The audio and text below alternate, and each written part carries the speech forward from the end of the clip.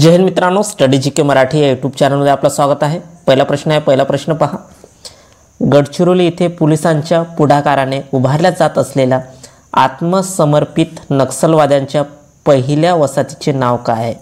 तर पहा प्रश्न काय विचारला आहे, गडचिरोली येथे पोलिसांच्या जे उभारलेल्या जात असलेल्या आत्मसमर्पित नक्षलवाद्यांच्या पहिल्या वसाहतीचे नाव काय आहे? तर पहा खालील का ऑप्शन दिले आहे, व्हिडिओला पॉज करा आणि तुम्ही सोडून पहा। तर पहा पहिल्या वसाहतीचे नाव काय आहे, तर नवजीवन नगर वसाहत। काय आहे? नवजीवन नगर वसाहत असे नाव आहे। पुढचा प्रश्न पहा, पुढचा प्रश्न आहे, तुरुंग हा विषय भारतीय राज्यघटनेतील खालीलपैकी कोणत्या सूचीत येतो? तर पहा तुरुंग हा विषय भारतीय राज्यघटनेतील खालीलपैकी कोणत्या सूचीत येतो? तर पहा खालील का ऑप्शन दिले आहे, तर पहा याचं उत्तर आहे राज्यसूची। कशामध्ये येतं? तुरुंग हा विषय राज्यसूचीमध्ये येतो। पुढचा प्रश्न पहा, पुढचा प्रश्न आहे, महिला कैद्यांसाठी राज्यातील पहिले खुले कारागृह कुठे स्थापन करण्यात आले? तर पहा पहिले खुले कारागृह विचारले, तर महिलांसाठी महिला कैद्यांसाठी राज्यातील जे खुले कारागृह आहे ते कुठे स्थापन करण्यात आले आहे? तर कुठे? पुणे। कुठे? पुणे या ठिकाणी। पुणेमध्ये कुठे? तर येरवाडा जेलमध्ये खुले कारागृह स्थापन करण्यात आले आहे। पुढचा प्रश्न पहा, पुढचा प्रश्न आहे, महाराष्ट्र कारागृह विभागाचे राज्य प्रशिक्षण केंद्र कुठे आहे? तर पहा राज्य प्रशिक्षण केंद्र विचारले आहे, तर महाराष्ट्र कारागृह विभागाचे राज्य प्रशिक्षण केंद्र कुठे आहे?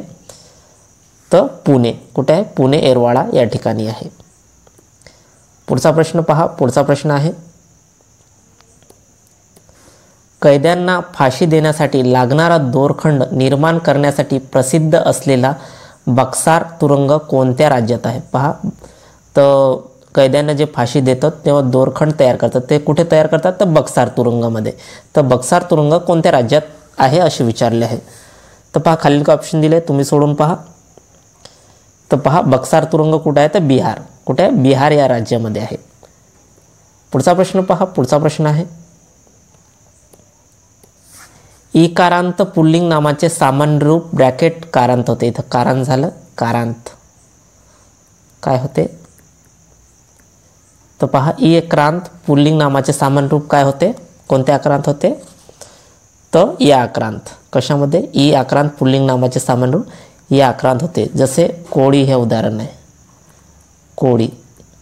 तर कोळीचे हे पुल्लिंग आहे, तर या नामाचे सामान्य रूप काय होणार? कोळ्याला। काय होणार? कोळ्याला, म्हणजे या आक्रांत होते। इथं या आक्रांत झाले आहे। ई आक्रांत पुल्लिंग नामाचे सामान्य रूप काय होते? तर या आक्रांत होते। पुढचा प्रश्न पहा, पुढचा प्रश्न आहे, तर पहा संबंधित सर्वनामाचे वाक्य कोणते आहे? तर पहा खालील काय वाक्य दिले आहे, तर इथं विचारलं आहे संबंधित सर्वनामाचे वाक्य विचारलेले आहे। तर संबंधमध्ये काय येतं? जो, तो। तर आपलं उत्तर आहे डी, जो, तो। जो करतो तो बोलतो, म्हणजे आपलं उत्तर येणार आहे डी। संबंधित सर्वनामाचे वाक्य कोणते आहेत? डी नंबरचं आहे। पुढचा प्रश्न पहा, पुढचा प्रश्न आहे, हा चौपदरी रस्ता आहे, अधोरेखित पाहिजे होतं, आंदोलन झालं इथं। अधोरेखित शब्दाची जात ओळखा। तर पहा अधोरेखित म्हणजे चौपदरी। चौपदरी हे कोणतं नाव आहे किंवा शब्दाची जात ओळखा विचारले आहे? तर पहा खालील काही ऑप्शन दिले आहे, तुम्ही सोडून पहा, व्हिडिओला पॉज करा। हा चौपदरी रस्ता, तर पहा रस्ताबद्दल सांगत आहे, म्हणजे रस्ता हे नाम आहे, नामा अगोदर आले तर काय म्हणतात? त्याला विशेषण म्हणतो। तर हे आपले विशेषण आहे, चौपदरी हा विशेषण आहे। पुढचा प्रश्न पहा, पुढचा प्रश्न आहे, खालीलपैकी कोणता शब्द तेलुगू भाषेतून आला नाही? इथं नाही विचारलं आहे। तर पहा खालीलपैकी कोणता शब्द आहे की तेलुगूमध्ये नाही आहे?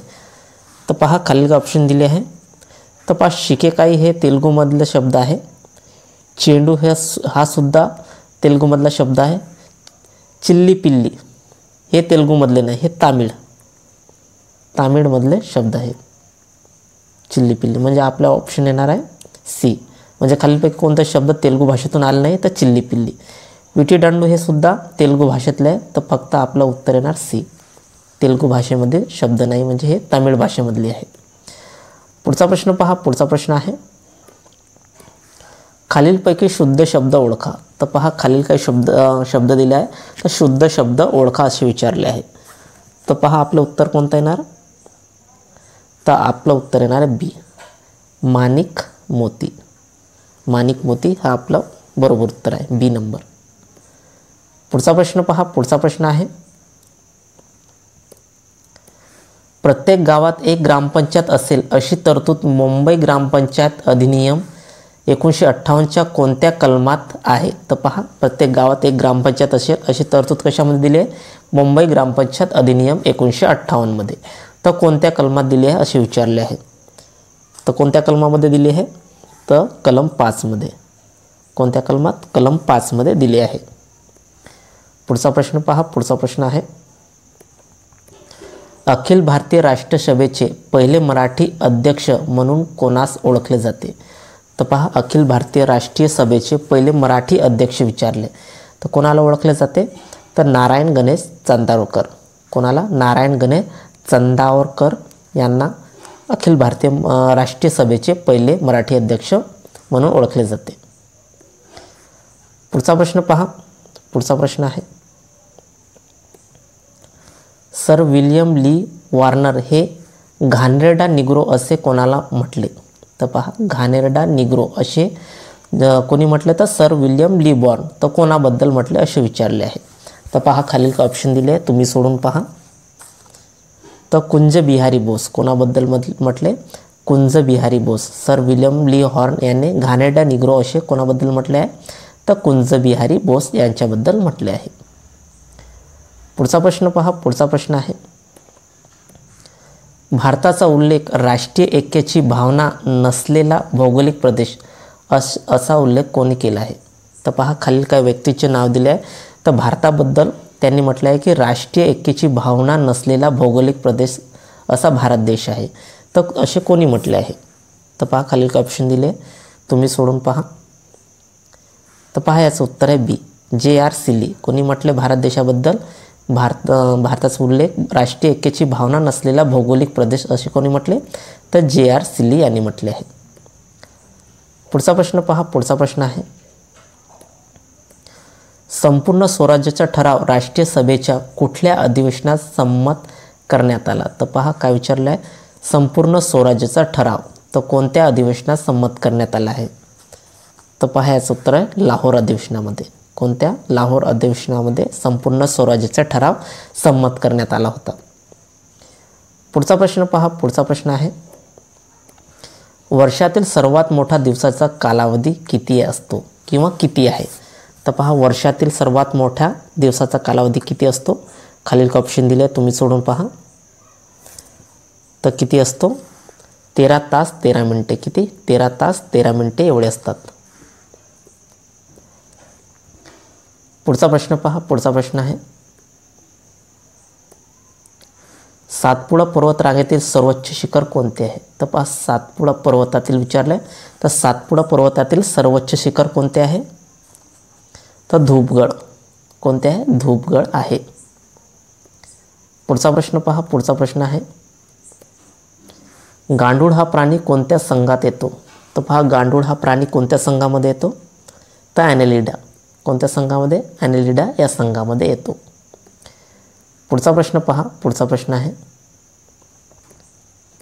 ब्रॅगेट या रोगावर BCG प्रतिबंधक लस म्हणून वापरला जातो. तर पहा BCG या कोणत्या प्रतिबंधक लस म्हणून वापरला जातो, कोणत्या रोगासाठी, तर क्षयरोगासाठी.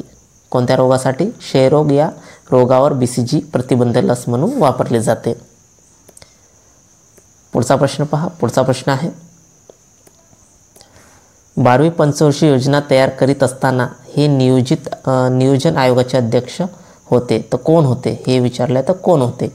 12वी पंचवर्षीय योजना तयार करीत असताना नियोजन आयोगाचे अध्यक्ष कोण होते, तर मनमोहन सिंग होते. कोण होते, डॉक्टर मनमोहन सिंग होते. पुढचा प्रश्न पहा. पुढचा प्रश्न आहे, पहिला व्याघ्र गणना कोणत्या साली करण्यात आला. तर पहा पहिला विचारला, पहिला व्याघ्र गणना कोणत्या साली करण्यात आला. तर पहा खालील ऑप्शन दिले, तुम्ही सोडून पहा. तर 1972ला. कधी, 1972ला करण्यात आला. पुढचा प्रश्न पहा. पुढचा प्रश्न आहे, एव्हरेस्ट शिखर सर करणारी पहिली महाराष्ट्रीयन व्यक्ती कोण आहे? तर पहा, एव्हरेस्ट शिखर सर करणारी पहिली महाराष्ट्रीयन व्यक्ती कोण आहे? तर पहा, याचं उत्तर आहे श्री सुरेंद्र चव्हाण. कोण आहे? श्री सुरेंद्र चव्हाण आहे. पुढचा प्रश्न पहा. पुढचा प्रश्न आहे, बैलांचा खेळ जलपट्टू हा कोणत्या राज्यात खेळला जातो? तर पहा, बैलांचा खेळ आहे कोणता? तर जलपट्टू. हा कोणत्या राज्यामध्ये खेळला जातो? तर पहा, खालील ऑप्शन दिले आहे. व्हिडिओला पॉज करा, तुम्ही सोडून पहा. तर कुठे खेळला जातो जलपट्टू? तामिळनाडूमध्ये. कुठे? तामिळनाडूमध्ये खेळला जातो. पुढचा प्रश्न पहा. पुढचा प्रश्न आहे, माउंट एव्हरेस्टवर चढणारी पहिली अपंग महिला कोण? अपंग विचारले आहे. तर माउंट एव्हरेस्टवर चढणारी पहिली अपंग महिला कोण आहे? तर अरुणिमा सिन्हा. कोण आहे? अरुणिमा सिन्हा ही माउंट एव्हरेस्टवर चढणारी पहिली अपंग महिला आहे. पुढचा प्रश्न पहा आणि शेवटचा प्रश्न आहे, अखिल भारतीय मराठी साहित्य संमेलनाच्या पहिली महिला अध्यक्ष कोण होते किंवा कोण आहे? तर अखिल भारतीय मराठी साहित्य संमेलनाच्या पहिली महिला अध्यक्ष कोण आहे? तर कुसुमावती देशपांडे. कोण होते? कुसुमावती देशपांडे होते. तर विद्यार्थी मित्रांनो, हे आपले 25 प्रश्न होते. जर तुम्हाला व्हिडिओ युजफुल वाटले असेल तर आपल्या चॅनलला नक्की सबस्क्राईब करा, लाईक करा, शेअर करा आणि कमेंट्स करा. धन्यवाद. जय हिंद, जय महाराष्ट्र.